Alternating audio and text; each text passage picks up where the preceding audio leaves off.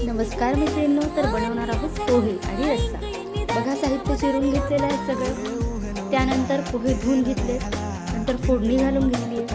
त्यानंतर फोडणी घातल्यानंतर आपण जिरे, मोहरी, कढीपत्ता, मिरचीचे तुकडे, त्यानंतर कांदा गुलाबी रंगावर परतून घेऊ. त्यानंतर आपण टोमॅटो आणि बटाटो त्याच्यात मिक्स करून वाफवून घेणार आहोत. नंतर पोह्यामध्ये खालीच आपण हळद मीठ छानपैकी मिक्स करून घेऊया, म्हणजे पुढे आपल्याला कढईत त्याचं हलवताना त्रास होईल. बघा, खाली मिक्स करून घेतलेलं आहे चवीपुरतं मीठ घेऊन. त्यानंतर मिक्स झालेल्यानंतर आपण हे जे ते कढईत ठेवणार आहोत आणि वाफवून छानपैकी तयार. बघा, रस्स्यासाठी आता साहित्य घेतलं आहे. फोडणी घालून घेतली, त्यामध्ये जिरे, मोहरी, कढीपत्ता, कांदा, बटाटा, टोमॅटो, कढीपत्ता, ठीक आहे. नंतर आपलं हळद मीठ आणि घरचा मसाला, चवीपुरतं मीठ आणि त्यात गरम पाणी टाकले आहे. छान शिजवून घेतलेलं आहे. बघा, पोहे रस्सा तयार आहे. आवडल्यास नक्की करा. थँक्यू.